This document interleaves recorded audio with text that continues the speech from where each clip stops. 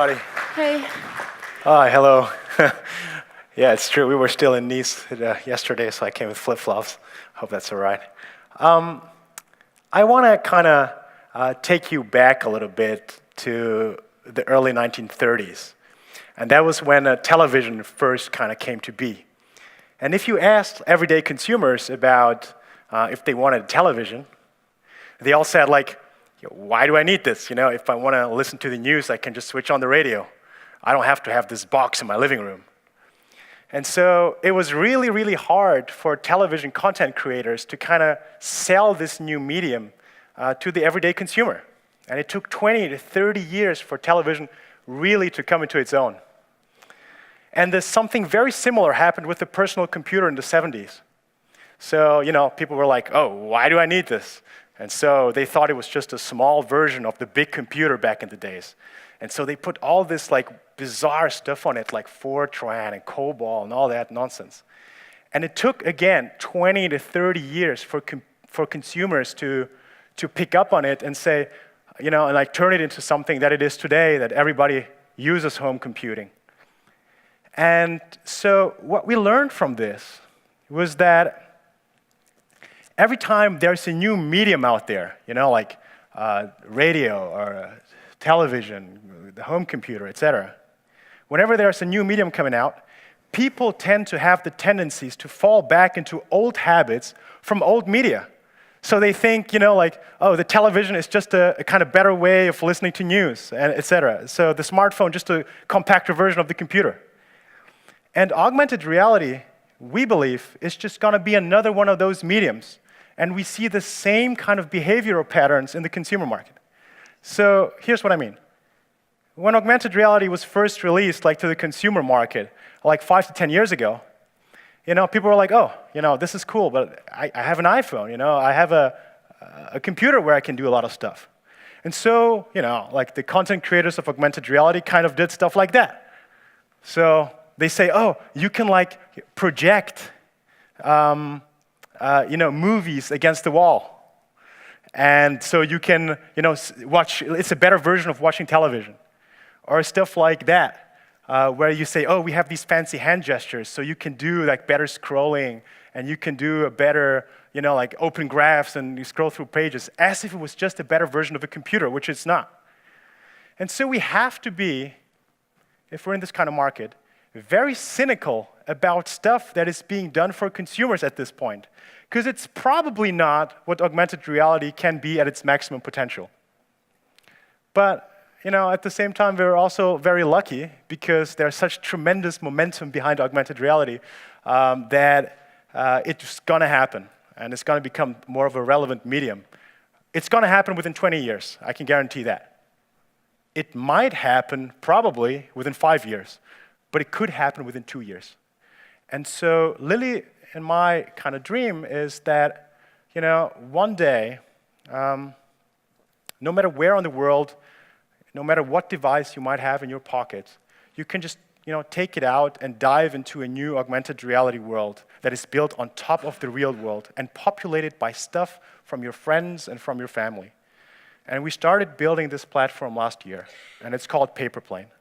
And before we talk about that, because we are in this specific kind of consumer social field, there's a lot of things that we have learned that maybe if you are thinking about building an augmented reality platform with Apple's AR kit or you know, all these applications out there, you know, technical applications out there, that you might want to take away from this talk, you know, things. And so I'm going to let Lily talk about these 3 important things that you should know about that. Thank you. So hello, everybody. So the first thing that we've learned is that most of augmented reality applications were about facilitating purchasing behavior in users. And so, for example, you could try on some AR clothes, or even maybe place some furniture in your house and see which one is the best one. Or maybe even try test some AR product and see on the browser to know more about it. But the problem is, most of these mobile applications suffer from a lack of users. And so we think that when you want to build thousands or millions of people, is not about having the best tech or trying to make an app that has commercial sense. You should focus 110% on people and on user experience. And only after that, maybe create the best technology around it.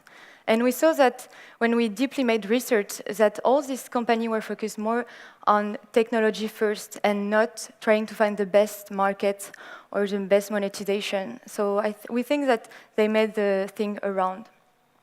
The second thing that we've learned is that you need to focus on the user today and not tomorrow. And generally, people are scared about what they don't understand.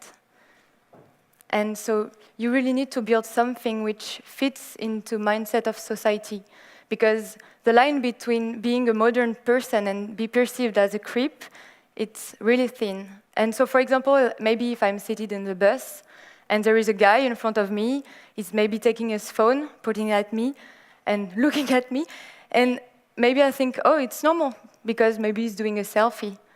But now if the same guy is looking at me and is wearing a full-blown headgear on his face, and he's looking at me, maybe like now I think it's kind of weird and creepy, especially when you're a woman in the bus, trust me. And Google Glasses did this many years ago. And what they've learned is like, even if you have the best technology and it works, that doesn't mean that people are ready for you to use this technology. And so once again, it was really important for us to understand this. And so it takes time to things to mature and so long as AR to scale.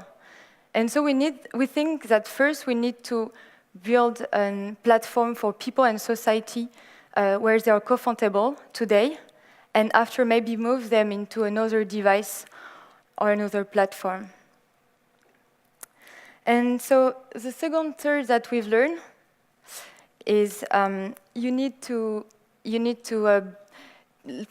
lot of applications are not even, for AR applications, are not even, they don't have the AR built as a core product value of the company and of the application.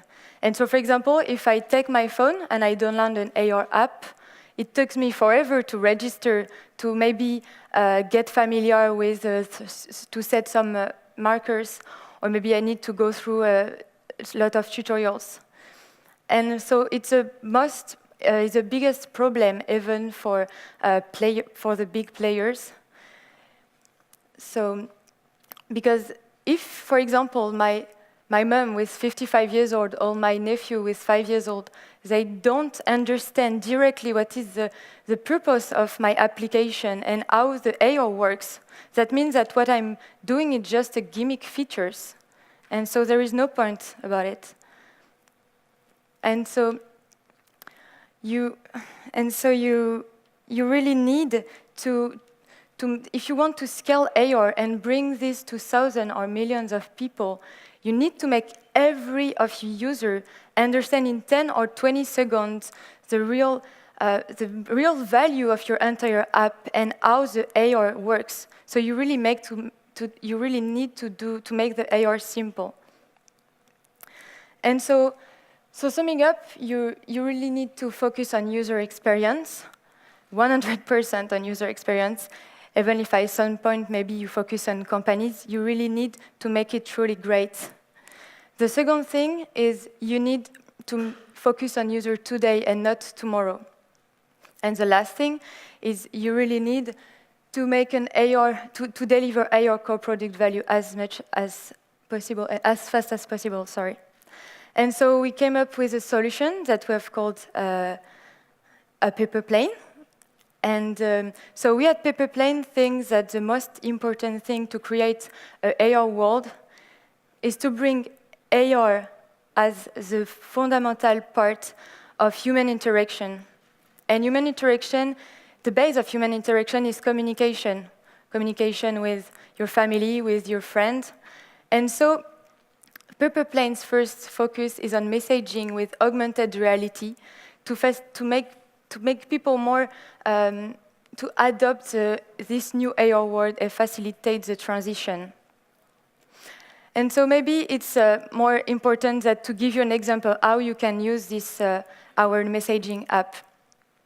So for example, you're maybe late at work and you're still working, like always, and now it strikes you, it's your birthday, it's your wedding anniversary, and you completely forget about it. And so your wife is going to kill you, that's for sure, trust me. And so now instead of sending an SMS just to be sorry about it, you can literally put a paper plane on the table at the restaurant where she's waiting for you. And so when she arrives, you will get a notification, click on it, and see a beautiful art that you choose. And when she clicks on it, she will see the most romantic videos that you've just recorded on your phone. And so you save the night. And so with Paperplane, I can pin messages all over the world. And my friends can see when they get there, and they will see the message in AR. But I can also register location, like home, my restaurant, maybe surf, not maybe in Cologne, and the great thing about this is like, it's really cool when you're traveling or when you want to recommend a good place for your friends, even maybe a restaurant in Cologne, or if you want to leave reminders or surprise for your families. And so we are super curious to see how people are going to use our messaging app. And the most important is we think that it teaches people that they can understand that they can live or place virtual objects into different physical locations. And so here was a small introduction of what we're going to release this year with Paperplane. And I will let Luiz finish. Okay. So Paperplane is going to be a free application, which is going to be on the App Store and the Google Play Store very soon. If you want to register for our public beta, which is going to be released very soon, you can just go on our website, thepaperplane.io, and we can release the public beta to you so you can test it and then tell us a little bit about it. I think in the end of the day, a lot of people have different views of what augmented reality can be, and kind of building a complete world that your friends and your family can populate is just our way of thinking about this. And so we hope we could give you just a little bit of our vision for what augmented reality could be. And we hope that this very simple framework that Lily gave you kind of speaks to you if you want to develop more apps.